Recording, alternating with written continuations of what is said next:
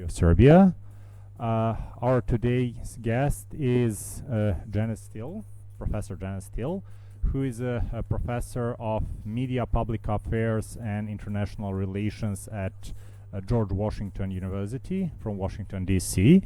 And she's going to give a lecture that is based on her almost 3 decades long research about a question how different religious, cultural, national contexts could shape the journalism. And of course, today with us is also our colleague Jovan Čavoški, who is going to give some remarks after the lecture.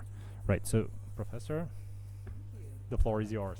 Yeah. So how do we get this on the slides again? Just a moment.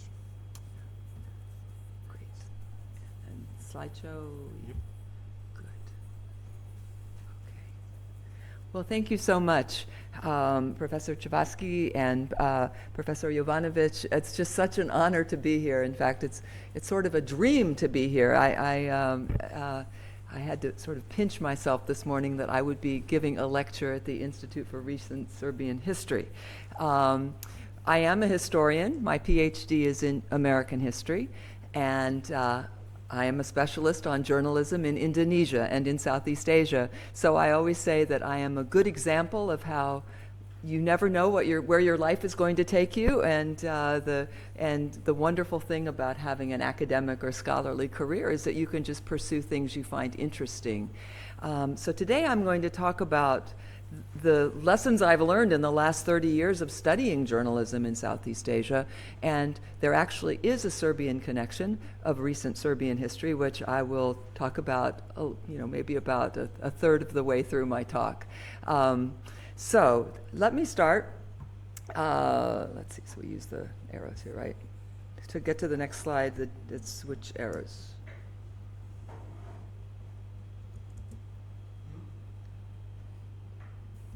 There we go.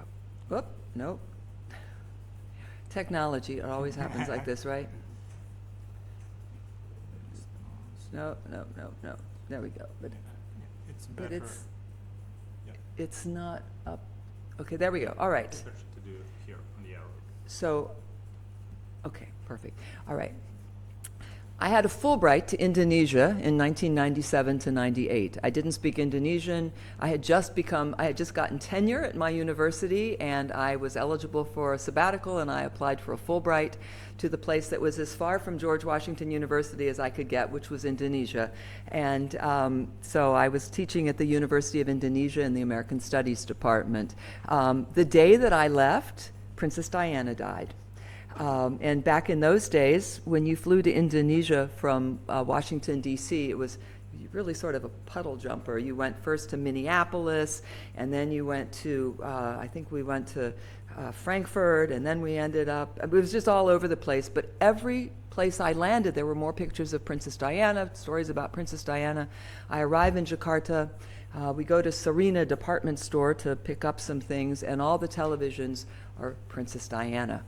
So I arrive at the University of Indonesia, and everyone tells me I look exactly like Princess Diana, which was not true then, and it's certainly not true now.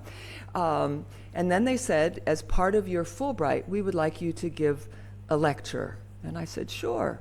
And they said, on Princess Diana.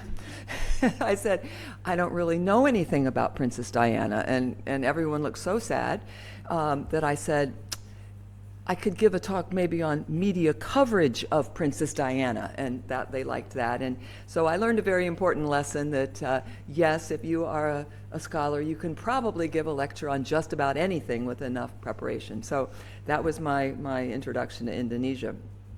Actually, I had had an introduction to Indonesia earlier. When I knew I was going to be going to Jakarta, I was very interested in Tempo magazine, which was Indonesia's biggest news magazine, and it had been banned by the government in 1994. And the editor, Gunawan Muhammad, this is him, he he won an award for courage and integrity in journalism, and so I went to hear him get his award. This was in Arlington, Virginia, and I remember I heard him say, "I don't know why the Army should have feared us when they're the ones with the guns." And I wrote that down on a napkin, and I thought, this is really interesting. I hope maybe I can meet some of these Tempo journalists. Well, when I got to Jakarta, it turned out pretty much everyone I met either had some connection with Tempo or claimed to have some connection with Tempo, because it was such an important news magazine and had been banned very unceremoniously. So I immediately got to know a man named Bambang Herimurti, who had been an Indonesian Fulbrighter to America. And he took me to the newspaper where he worked after the banning. It was called Media Indonesia. And I met the editor, and he said, "Well, we would like you to come and teach English." I said, "I really can't teach English." But then I said, "I'm happy to come and meet with the journalists once a week, and we can talk about journalism in English, and we can all practice our English." So they liked that idea. And so I had thought, well, this is interesting. I'll go and we'll talk about journalism, and I will sort of share wisdom about American journalism, and it'll be very interesting. Well, I realized right away, this was the first thing I learned, that nobody has to tell journalists what good journalism is. No matter what system they live in, no matter how repressive the regime, authoritarian the regime, the journalists know what good journalism is, and they certainly didn't need me to tell them. So that was really the first lesson I learned. The second thing, I got to know more and more about the banning of Tempo and what it had meant. It was very interesting. Shortly after Tempo was banned, what happened was there was an official journalists association in Indonesia, the Indonesian Journalists Association, and they said they could understand the banning, which of course infuriated a lot of people, because Tempo, I don't really know what the parallel would be in Serbia. It was just a mainstream publication. It was certainly not an opposition it was just a mainstream publication. But they had published this article that was critical of the regime about 32 warships that had been purchased from the former East Germany, and it was a big boondoggle. It was very corrupt. And Tempo published a story about this, and that's why it got banned. Anyway, so the Indonesian Journalists Association said, we can understand the banning. So a lot of younger journalists organized this Alliance of Independent Journalists, the Aliansi Jurnalis Independent, or AJI. And they met in a town called Sirnagali, which is near Bogor. It's outside of Jakarta in the mountains. And they published something called the Sirnagali Declaration, which just basically said, we reject all kinds of interference, intimidation, censorship, and media bans which deny the freedom of speech and open access to information. Now, this doesn't sound terribly controversial, but under Suharto, in Suharto's Indonesia, this was very controversial. So they banned the Alliance of Independent Journalism. And so if anybody who had signed that declaration could not get a job in journalism. Now, there were several, Indonesia's it was one time explained to me, it's like Swiss cheese. You have to know where the holes are. There were people who got around the bans, including the owner of Media Indonesia, the newspaper, Suryo Paloh. He said, I will hire any AJI, you just have them come to me. And that's actually how Bambang Herimurti, the friend who invited me to come and teach English, he was at Media Indonesia. But this was really the second big lesson I learned that became even more obvious when I went to Malaysia later on, that journalists themselves that journalists themselves have to fight for press freedom, that in a country like Indonesia under Suharto, it's not like young people studied civics or the importance of journalism to give information to the public. It was journalists had to organize themselves, and they did that in Indonesia, which I think is one reason that Indonesia today has such a vibrant press ecosystem, that journalists organized themselves. And one of the things that was interesting was after the banning of Tempo, there were a number of very powerful journalists who joined AJI. One of my friends said, it was as if the regular army had joined the guerrillas. It was not just young people, it was serious people like Gunawan Muhammad and Aristides Katopo, and these very important journalists joined. So I was there actually when Suharto was toppled, which is probably one reason I really fell in love with the place. And this is a famous picture from the Singapore Straits Times. These are students climbing on top of the Parliament building, which is actually called the Representative Assembly. And this is an iconic picture. Again, the interesting thing is Suharto resigned on May 21st. On May 22nd, the next day, the journalists circulated a list of demands that they considered essential to press freedom. And who was in the lead? Aji, the people from Tempo. Immediately, one day later, they did this. Within a week, the new Minister of Information met with these journalists, and he agreed to all of their demands, which was just an astonishing surprise. He agreed to all of them. He did say, he said, I can't change the law. Parliament has to change the law, but I can get rid of all of the regulations. That's what had happened in Indonesia. There was a media law, which was probably not a bad law, but over the years, the Ministry of Information had developed all these regulations restricting the press. So he just, eliminated them like that. And Tempo got its license back and returned to press in October. So then what happened?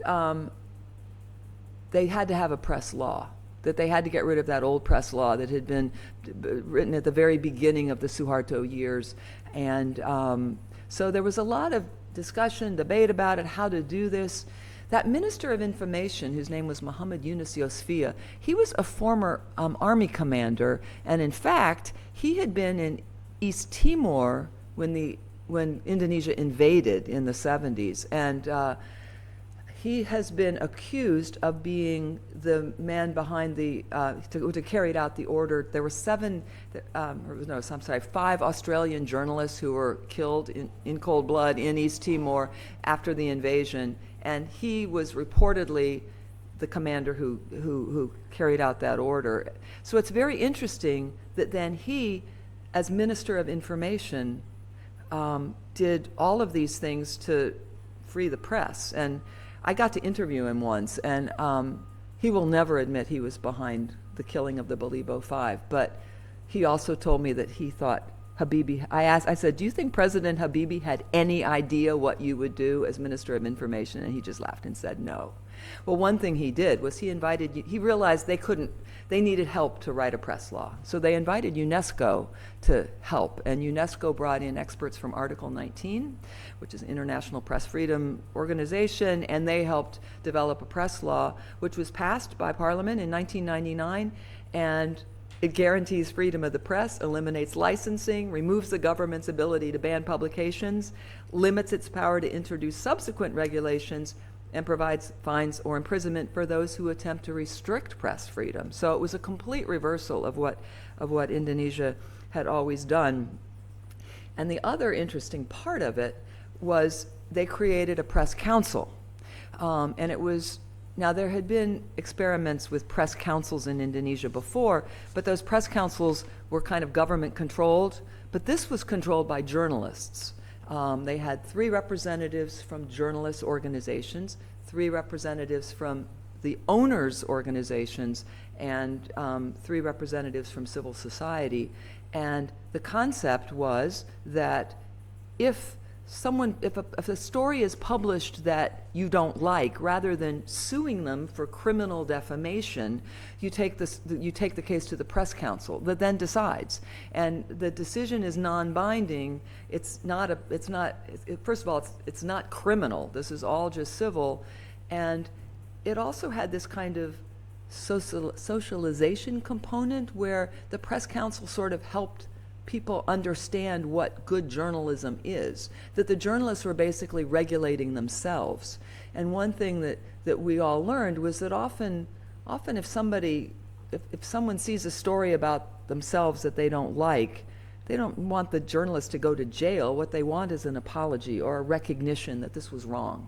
And that's what the press council did. So it was very interesting that again, with the Alliance of Independent Journalists, with a sympathetic Minister of Information, with help from Article 19 in UNESCO, they created this press law where journalists regulated themselves. It wasn't the government regulating them, it was journalists regulating themselves according to their own professional practices and ethics. So this was a really important thing.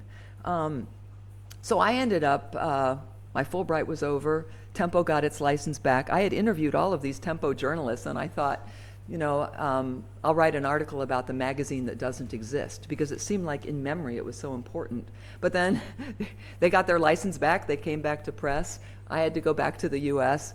I always joke that I cried all the way home on the plane, and then I realized, wait a minute, there's nothing to prevent me from going back to Indonesia, learning Indonesian, learning about the history and culture of modern Indonesia, and writing a book on Tempo, which is what I did, and it's now out of print. If you're interested, it's something I'm pretty proud of. I called it, we were chatting earlier, I called it Wars Within, and that title I actually got from the Bhagavad Gita, because after Suharto resigned and Tempo got its license back, the editor, Gunawan Muhammad, he was asked to be the editor again, and he didn't want to do it. He's a brilliant poet and painter and artist. He's an incredible guy. He had gotten a grant to go to Columbia University and write a libretto for an opera. So the last thing he wanted to do was bring Tempo back, but he felt he had no choice, and I got to interview him at this amazing moment when they had just gotten their license back. The ex-Tempo journalists had just met. They decided they wanted to quit their jobs, come back, start the paper, the newspaper, the magazine again, and he didn't want to do it. But I interviewed him. It was a rainy Sunday afternoon. Nobody else was around, and he just told me, you know, he felt he had no choice. And I was reminded of Arjuna and Krishna, you know, that this is his destiny. He has no choice. And so that we were chatting about this earlier. Indonesia is a majority Muslim country, but the overlay of the underlay of Hinduism is very, very big. So anyway, I called it Wars Within. So the book's available. It's on for free. So after that, I ended up, I went to Malaysia.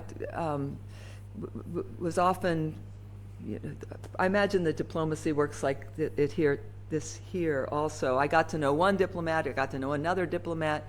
I like talking about journalism, so I got invited all over the place to give speeches. So I went to Malaysia, and I thought, where are all the interesting young people? They took me to all different news organizations, and I thought, where are the pro-democracy activists, and where are the young people that are enthusiastic about journalism? I just couldn't find them. And then someone took me to Malaysia Kini, which is an online news portal established in 1991, two young guys, and I was really interested in them. And I thought, well, you know, maybe I can write about them. So it's interesting because the Malaysian constitution actually guarantees freedom of speech, assembly, association, all that, but has all of these limitations, which is a very common pattern, I think, in Southeast Asia. You know, practically all the countries guarantee freedom of speech and of the press, but they really don't. They have big ownership oligarchy. You know, pretty much all the outlets are owned by either political parties themselves or tycoons that are close to the parties. So it was not a particularly good situation. Malaysia Kini was this little upstart online news organization, I forgot to say, Malaysia has a lot of laws affecting the press. These are just a few of them. The Defamation Act, the Communications and Multimedia Act, the Official Secrets Act, the Sedition Act. My favorite, they changed its name to the Security Offenses Special Measures Act, SOSMA. It was originally the Internal Security Act. They also had an Anti-Fake News Act, which passed, then repealed, and now it's been revived. So this is a country that's, you know, in theory has freedom of expression, but actually doesn't. So I thought, well, this is really interesting. I like these guys, and it would be fun to write about them. But I also thought, I've just finished a book on the brave young journalists who are fighting the power in Indonesia, and now I can't go do the same thing in Malaysia. This is ridiculous. So I took a kind of detour and did a study of journalism in Islam, which turned out to be really interesting. I'm actually pretty proud of that. I think I'm one of the few people who realized, all of the journalists I met in Indonesia were Muslim, with very few exceptions, and a third of the journalists at Malaysia Kini are Muslim. I thought this is interesting because when they talk about their work, the principles of journalism are the same, but the way they talk about them is through a sort of Islamic idiom. And so I explored 5 different publications in Southeast Asia. If you put them on a continuum, probably the most Islamic was the Indonesian magazine Sabili, which is very, very politically conservative. And then I looked at Republika newspaper in Indonesia, which is, it's a mainstream newspaper, but it was founded to serve the Muslim community. Then I looked at Haraka in Malaysia, which is a newspaper of the Islamist political party. I looked at Tempo, which is, it's not secular, it's non-sectarian. Everybody there's very religious, they break for prayer and everything, but it's non-sectarian. It's not connected with one particular religion. And then Malaysia Kini, which is secular, although it was telling that the editor said to me, don't ever say publicly here that we're secular, because we could get in trouble for that. So, but they are secular. So I looked at the basic principles of journalism, and then interviewed. I do ethnography, newsroom ethnography, and got everybody to talk about these, how they think about truth and balance and verification, independence from power. And it was very interesting. I won't talk much about this now, but just to give you probably the best example, verification. And we all know verification, what that means, that's what makes journalism, right? As opposed to what your auntie sends you on WhatsApp. It's been verified by someone. Every single journalist that I talk to, no matter Muslim journalist, no matter which publication, would at some point mention this verse from the Quran as verification, that, O believers, if an evildoer comes to you with some news, verify it. Investigate to ascertain the truth, lest you should harm others unwittingly and then regret what you have done. And I found this just fascinating because, the United States, we are technically secular, separation of church and state, although I'm not so sure what direction we're headed in now. But I don't think that if we went to the Washington Post and asked the journalists there to talk about verification, they would quote something from the Bible. So this was very interesting to me. So I ended up writing about that. And this was then something else that I learned, that the principles of journalism are universal, but how we explain them to ourselves depends on culture. And so that was very interesting. All right, so I finished the book on journalism in Islam and thought, well, it's time to write about Malaysia Kini, which I really wanted to do. And I'd been going there since 1997, collecting all this stuff. And this was their old office in Bangsar. They shared the building was owned by the first coach bus service, and they only had one phone. And it was really operating on a shoestring. But it's the only independent news organization in Malaysia.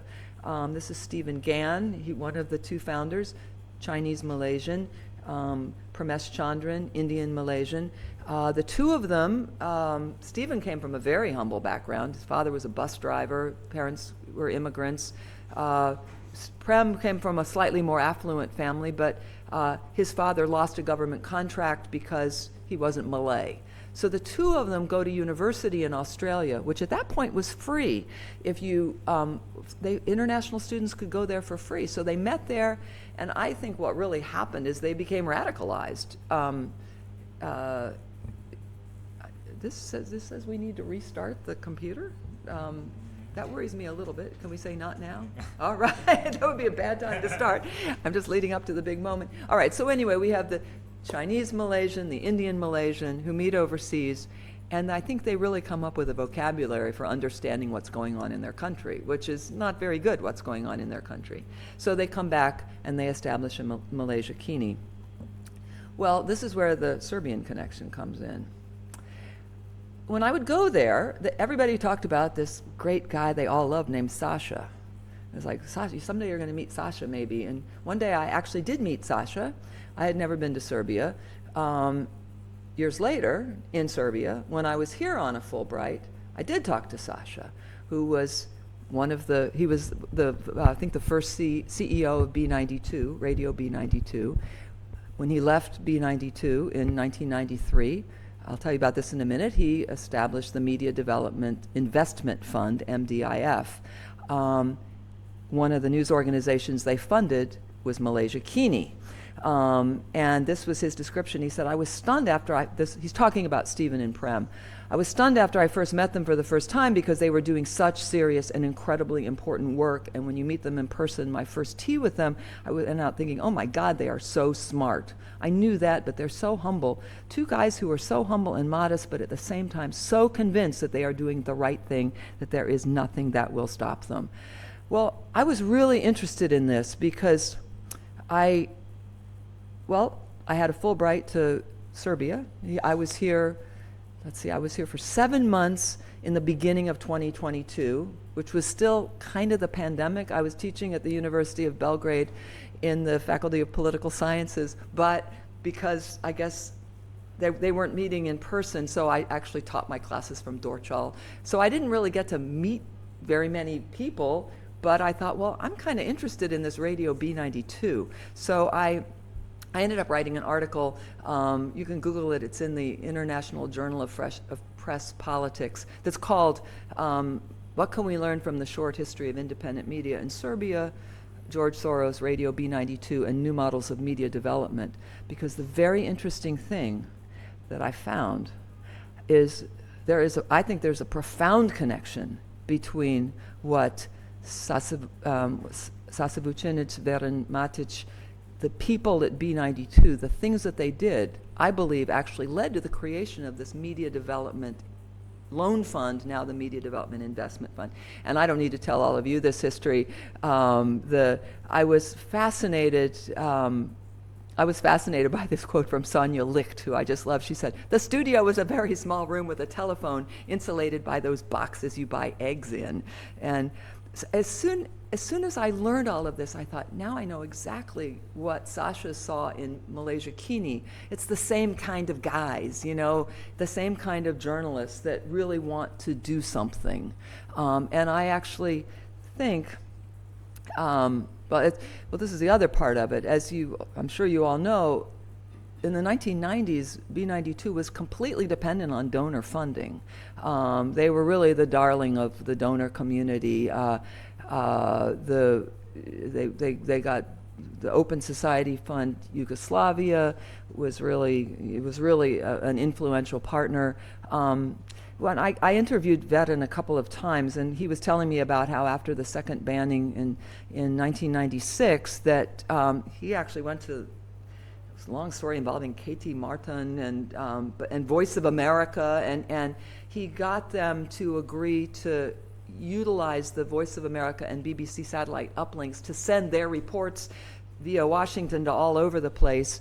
And then it was really interesting. He knew I was teaching journalism at the University of Belgrade, and he just looked at me and he said, "You tell those students there is no ban you cannot overcome," which I thought was really interesting. So then, of course, you all know this history too. October 2000, all the media become free in one day. B92 needs a national license, but the Đinđić government freezes everything. The bureaucracies are unchanged. Assassination, and then Sasha Mirkovic, who later on also became CEO there, he said, "We were naive. The people who had been in the opposition simply didn't understand and didn't like the role of the watchdog media." So I'm hardly an authority on all of this, but I thought this is a very interesting parallel. And again, we think about the Media Development Investment Fund, which invests in independent media in kind of struggling democracies all over the world, mostly non-aligned movement countries, frankly, is very interesting. I actually think that the Media Development Investment Fund was a non-aligned movement idea, and that there's a very strong connection between these news organizations that I've been studying in these countries that I've been studying and the recent history that all of you know so much about. So that's my slight detour into Serbia. Of course, actually, all the people from B92 were so interesting. I loved interviewing them. And Daniel Bukomirovic, who I guess then worked for Vice magazine, he had some great quotes. He said, "You cannot work. You had war crimes on for 6 hours, and then 6 hours of Big Brother. If you ask me, it was amazing and it was important, but it basically killed the radio. It killed the TV." And then we have privatization and commercialization. And again, I don't need to tell all of you this history. So the Serbian connection, which is pretty interesting, in 1996, against Sasa Vucinic left Serbia in 1993. In 1996, with seed money, they set up the Media Development Loan Fund, which offers affordable loans and equity financing. And I was really interested in what he said. Had someone helped us at the time that we needed help, maybe the situation would have had a different ending. And then what Veren said, media cannot survive on donations alone. And that's another really important thing I learned. So, back to Malaysia. So, I'd been studying, at one point I think I'd been studying journalism in Malaysia for 15 years.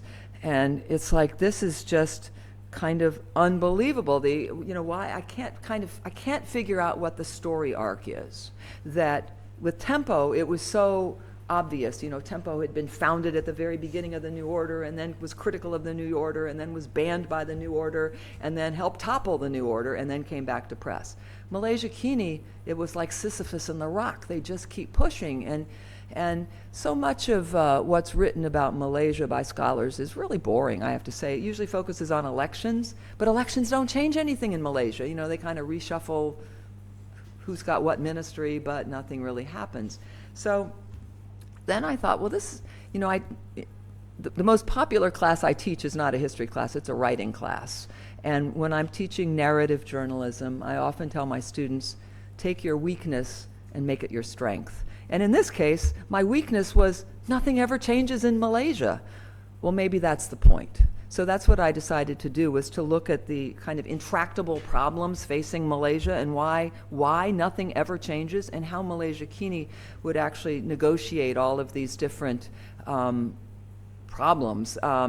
Most of them were most of the journalists at Malaysia Kini were young people who they call it the Reformasi generation. After Suharto was toppled, the idea of Reformasi kind of spread to Malaysia, where it scared to death the people in power in Malaysia. So a lot of the young people who were part of this Reformasi generation ended up at Malaysia Kini. This is Tian Chua, who was, and yes, he's in front of a water cannon truck, and he's a very savvy politician, and he was imitating Tiananmen Square, of course. But this became an iconic picture, and so a lot of these young people ended up at Malaysia Kini. Then I had chapters on the team. Malaysia is a multiracial society, but Malays are in charge, and Chinese and Indian Malaysians are discriminated against. It's just a fact. But Malaysia Kini, Stephen one time told me, he said, we want to create an organization that's like the Malaysia we want to live in, where, yes, everybody knows ethnicity and religion, but it's not this horrible divisive thing. So they've really done that. I have chapters on financial independence. MDIF invested in them. One of MDIF's, they either give loans or they buy equity shares, and they are an investor in Malaysia Kini. And of course, because Malaysia has a big anti-Semitic streak, George Soros says, but George Soros did not invest in Malaysia Kini, but yes, George Soros was one that gave the seed money for MDIF, which did invest in Malaysia Kini, and that's a strong enough connection if you want to show that Malaysia Kini is bad. One interesting thing, their financial independence, they were the second publication in the world to take a subscription model, to go behind a paywall. The first publication was the Wall Street Journal. And then this little upstart Malaysia Kini, they did the same thing, and they They manage by subscriptions. I have a chapter on citizenship. They had a big citizen journalism program where they taught ordinary people to be citizen journalists and report on things, and that was quite interesting.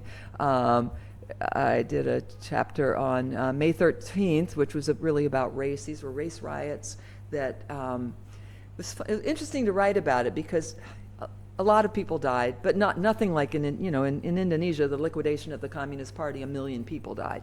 I think maybe 1,000 people died here, which is way too many people dying, but it was not of the massive scale.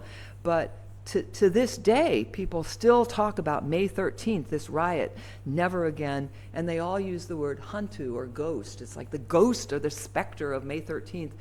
It's the idea that if the Chinese gain political power in Malaysia, there's going to be a bloodbath. So it's always about sort of Chinese-Malay relations. So I had a chapter on that looking at May 13th. Religion is, well, this, because I'd written a whole book on journalism in Islam, I thought I better not have a chapter on that. But this is a case of where a Hindu temple was being built in Malaysia, and the neighbors didn't like that, and so they slaughtered a cow, threw the head around on the ground, and stomped on it, which of course is a huge insult to Hinduism. But Malaysia Kini got in trouble for reporting on this because it insults Islam. So it's a mess. In politics, there were big anti-corruption rallies called Bersih, which means clean. There were 3 of them. This was one of the pictures of that. So I wrote about politics. I was really not that interested in politics because, again, not that much ever changes until the 14th general election of 2018, which was just astonishing. Most of the world was interested in it because Mahathir was back, and he was so old. It's like, this old guy, and he's back. But, of course, that's not the most interesting thing about it. It was Mahathir and Anwar, the two. What started Reformasi was when Mahathir fired Anwar, sacked him, and then put him in prison. Well, here they are, this sort of team again, and everybody is just ecstatic. The government has changed for the first time in 60 years. So there's all of this hope, first change of government, new hope for increased press freedom, and the coalition promised they're going to repeal the Sedition Act. They're going to repeal the SASMA, which is the old Internal Security Act. They're going to repeal the Anti-Fake News Act. They're going to increase the independence of RTM, which is Radio Television Malaysia, and Bernama, the National News Organization. They're going to form a media council, but instead, there's something called the Sheraton Move. I won't go into this, but the old guys in UMNO, the United Malays National Organization, managed to sort of topple Mahathir, seize power. Nothing changed. Nothing changed. And this is the next thing I learned, that if you haven't changed the law, you haven't changed anything. That it's easy to talk about how, we're going to do this and we're going to do that and it's going to be great. But if you haven't changed the law, you haven't changed anything. And so, sadly, in Malaysia, despite this window, this amazing window they had, they didn't change anything. And I remember people would say, like, I'm a researcher, I'm not a politician, but I would say to my friends, we've got this minister of communication who's great, but he's not going to be in power forever. You might want to codify some of this, and he's wonderful, but then they all got toppled, and so nothing changed. But there was perhaps a happy ending. I'm thinking of what Sasha Vucinic said to me about B-92. He said, this is not a happy end story. Well, Malaysia, it's hard to say. Is it a happy end story? Maybe. In 2022, there was the 19th general election, and it resulted in a hung parliament. The king appointed Anwar, who actually had gotten most of the votes. Now, that's not exactly the way to run a democracy, is to say, well, he really deserves it, so let's let the king appoint him. But it's a different coalition, and I think the bottom line is that Malaysians learned they can change the country. This government doesn't have to stay in power forever, and they got rid of it. So this was basically Malaysia Kini was established before Facebook, before WhatsApp, and there were not really that many ways for ordinary people to communicate how they felt about things. But Malaysia Kini provided a platform where you could respond to a story, comment on a story, and so it was this space where people could communicate. And so Stephen and Prem's goal had been to change the country, to create a Malaysia that they would like to live in. And so I think they actually did.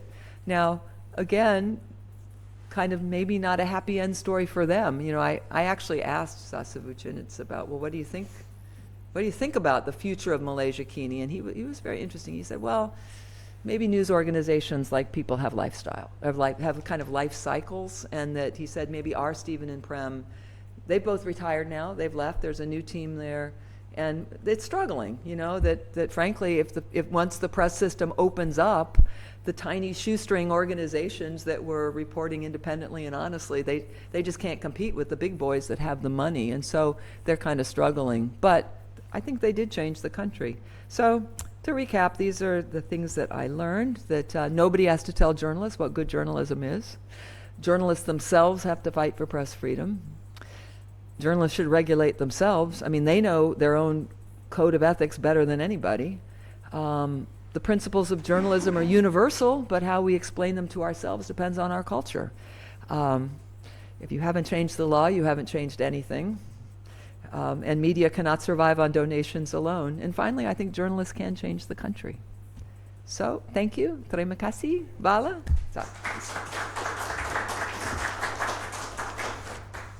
Professor, thank you a lot for your lecture. And before we open some space for discussion, our colleague Jovan Celoški is going to tell us a few words. Thank you very much, dear friend, dear guest. Thank you, Џенет, for this very inspiring, very interesting, for me, especially from the angle of Indonesia, it's a very interesting lecture. And I'm really glad that the Institute of Recent History of Serbia has shown once more that it's very open for kind of discussion on different topics which are sometimes not included, let's say, in the mainstream of our own research, but it brings us new perspectives, new views, and let's say new ideas about different topics that could in general could become also topics part of research of our own researchers. So the history of journalism, it's a very interesting, very important topic about not only building up like a civil society, opening up democracy, changing the system. It's about the free flow of information and just people in general in each and every society in the world knowing what is really going on inside their own country and outside around the world. So for me, it was really interesting to understand this new dimension of let's say, Southeast Asia from an angle of journalism, free press, about the societies. Mostly, I do study of those societies from an angle of political history. So it's like the big boys of politics. But now we also know about the small and bigger people of journalism also influencing the discourse of a society. At the same time, it's interesting how certain topics, certain problems, certain issues are being almost similar in different parts of the world. So we see some, like, as you have mentioned, in Serbia, certain issues about journalism, free press and everything in Southeast Asia. But for me, really what it's quite revealing is this part about Indonesia, how it was always some kind of a military dictatorship since 1945 or 1949, whatever you call it. In this way or the other. At the same time, the press was also changing during Suharto's regime, and now this Reformasi and democracy, let's say, regime with different, of course, presidents until today. So it's really interesting how there was this close interconnection between journalism, free press, fight for free flow ideas and information, and how the political system in both Indonesia and Malaysia has been changing or hasn't changed sufficiently until today. For me, and I will also, like, I'm not going to go into many details, I'm not an expert in journalism, it's mostly about history of Asia and the Far East. But for me, what is really interesting, and with this my question, I would open the floor for my colleagues also to raise certain questions and ideas and issues with you, is about two questions, let's say. After 1998 and the fall of Sukarno and the fall of the new order and Reformasi period, how do you see from a vantage point today the development of journalism and free press and everything in Indonesia? Because when I was in Indonesia this year, almost a month, you can see a lot of newspapers, information. There are now, if you open up cable TV, there are like hundreds of news channels and everything. But what kind of information they are providing to their own citizen? Is it the same story or different stories, or they're all controlled narratives from the angle of different political powers, interest groups and others? And the second thing is, from a historical point, is how would you compare the role of the press in the guided democracy period of Sukarno and the new order of Suharto, especially in the first decades, let's say 2 decades until the 1980s?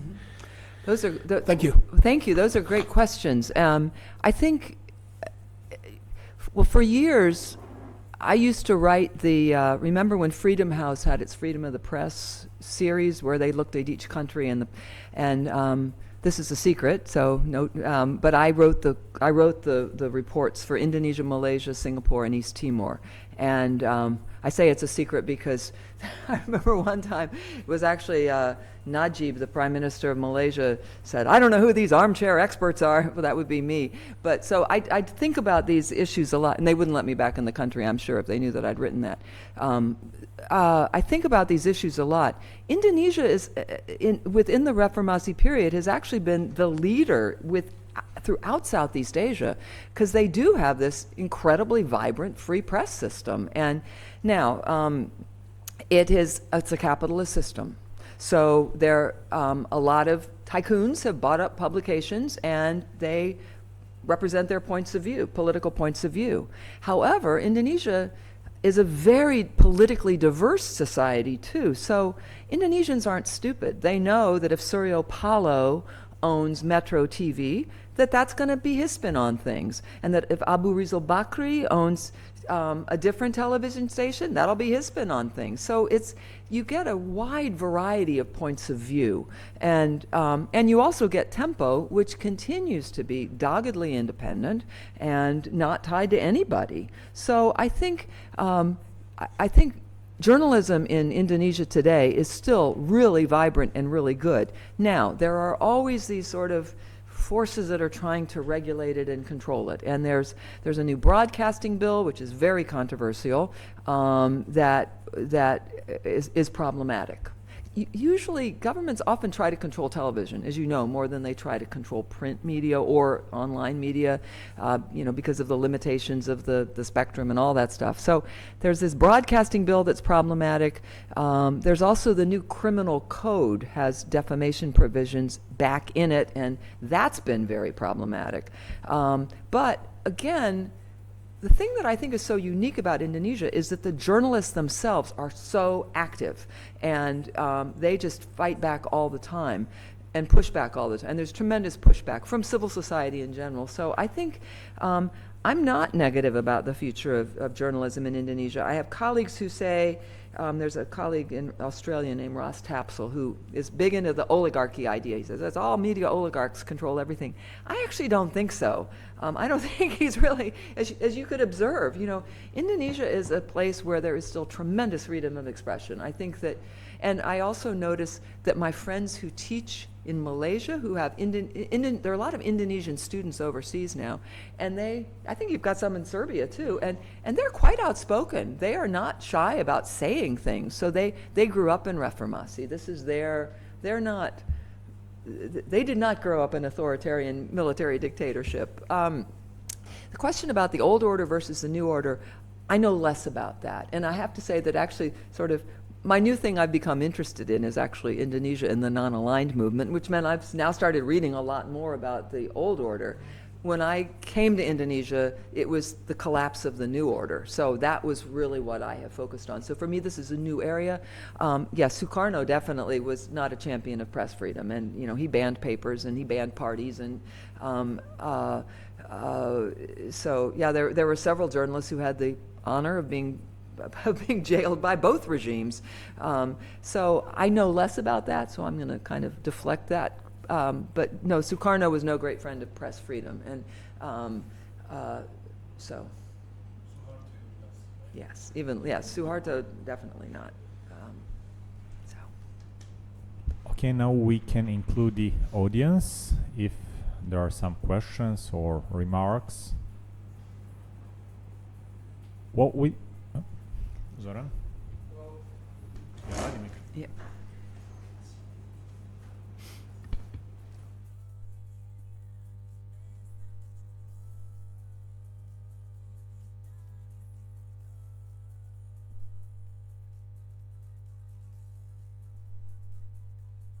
Lecture, but I think based on my impressions, I think you should maybe qualify or soften your too great optimism on journalists.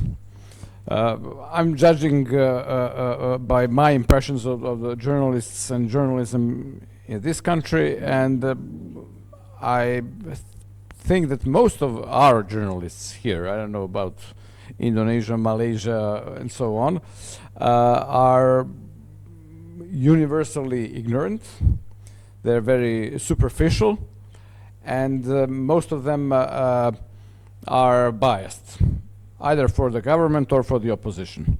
So there is very, very little attempt to see the broader picture, to analyze things, and to value events, personages, whatever, objectively. So it's either or. And as I said, most of them lack the capacity, intellectual, educational capacity to see the broader picture. So if you would let them regulate themselves, I don't know what would come of that. So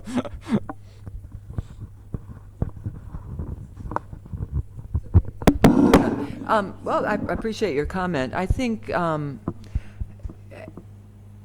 I want to be cautious on commenting on journalism in Serbia because, again, I am studying Serbian. You would never know it, but so my reading level is really very basic.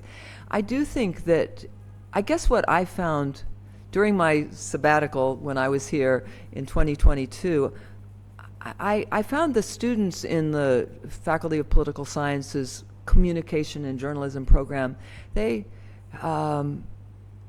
were looking to, well, I don't even know how to say this. I guess I find it hard to believe that the students that I knew then are the same ones that are now out blockading things and calling for all, because they seem so kind of passive, and you know, they were eager to leave the country and looking for jobs overseas. And you know, they said Serbia is always the bad guy. I was like, well, wait a minute. You had a model here. Radio B92, by all accounts that I've read, was pretty important and established a level of journalism, a quality of reporting that was really good and should be inspiring. So that's actually one reason, in all honesty, I decided to study them, write about them. Like, this is pretty interesting, and I wanted those students to say, look, you know, you have things in your own recent history that I think you can be proud of. I had some great quotes from people, again, I guess Sasa Vucinic said, you know, he said, fight the power all you want, but 30 minutes of independent news, that's really fighting the power. And I thought, you know, this is, again, an important lesson. So yes, I do idealize journalism. Partly it's because I want young people to feel inspired about, you know, that they really, without accurate information, how's anybody going to change anything? You know, we have, I'm sure you all have heard, well, you know, actually, back to your question, something I wanted to say. I one time went to a conference on all the accomplishments of Reformasi, and this was Dewi Fortuna Anwar had organized it, and they talked about all the different accomplishments. They didn't have anything on the press. And I stood up and said, you know, if it hadn't been for that press law, none of these other things would have happened, because people would not have known. They would not have known about everything else. And so that's why I think journalism is just essential. You know, in the U.S. now, we're in a big mess, and I often think about, I'm sure all of you have heard, and I'll say it incorrectly, but I'm going to try to say it anyway. You know, first they came for the the homosexuals and I didn't do anything, and then they came for the gypsies and I didn't do anything, and then they came for the Jews and I didn't do anything, and then they came for me. Well, I always add in, and then they came for the journalists, and we don't know what happened after that. So journalism, I think, is essential. And, you know, yes, I'm a kind of a fundamentalist about journalism. I realize, yes, it is not perfect. But I guess I always feel like, particularly with young people, that you want them to be inspired. And so, you know, as a teacher, I felt like, you know, Insider does really good reporting. Nova Economia does tremendous reporting. I like N1. 50 to 20% of the journalists there are former B92 journalists. You know, so I think there are really good journalists in Serbia, and they may not be doing everything they could be doing, but I think, you know, so yes, that's my bias. I am a fan of journalism. I think there are worse things to believe in than journalism. Anybody else? Okay, at the beginning, Professor, we told that one of the main issues of your lecture is going to be a question how the religion, in this case it's mostly Islam, can reshape journalism.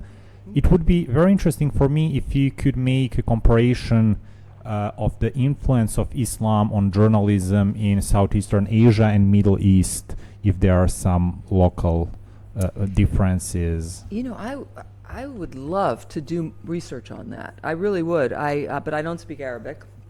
We need someone like Jovan, who's good at all languages to do this.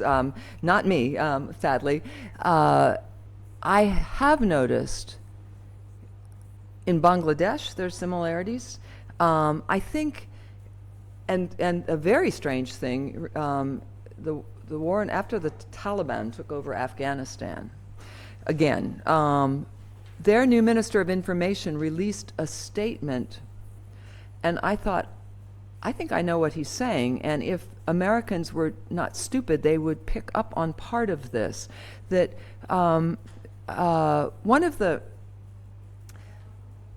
big things I learned there was that Americans like to talk about press freedom, and that is a very Western concept. And it's not an Islamic concept. Freedom is not an Islamic concept. Justice is an Islamic concept. But independence is also an Islamic concept. You know, the best form of jihad is a word of truth to a tyrannical ruler. That I got quoted all the time. Well, that's about being independent. That's about being able to tell people in power, you are making a mistake. And that means that in order to not be controlled by the people in power cannot control the media, that journalism has to be independent. So when I, you know, get invited to do talks in Muslim countries, I never talk about press freedom, I talk about independent media, because they get that, they understand that, that's an Islamic idea. So I have a feeling that, so anyway, when this Taliban spokesman was saying things that I thought, if Americans maybe would get out of their own cultural framework, they would realize there's something here to work with. Not to say that the Taliban had some kind of great, generous idea about independent media, but I think you have to engage with people sort of using their language. And I felt like Americans had this idea that our way of understanding journalism is the best. And so anybody else, it's like lesser. Again, I think the principles are the same. The way you explain them to yourself and think about them, you know, maybe Americans think about independent media in terms of the First Amendment. Muslims don't do that. You know, I've had more people say to me things like, we don't want your freedom, we don't want pornography, we don't want cartoons of the prophet, we don't want your freedom. But that doesn't mean they don't want media that can report critically on the people in power. And so I think I have talked to some journalists who work for Al Jazeera, and I think that there are similarities. But again, that's not something I've researched, but it really is interesting. I found a completely different kind of Islamic idiom, way of talking about journalism that would be quite foreign to Americans. But it's the same goals. That's the thing. You want truth. You want independence. You want to be able to serve your own conscience. So I don't really know about the Middle East. But that's actually a very interesting conclusion. I didn't Okay. expect that. Okay. Do we have some more questions? If not, then thank you to Professor Steele. Thank you. Thank you to all of you, and see you at our next lecture.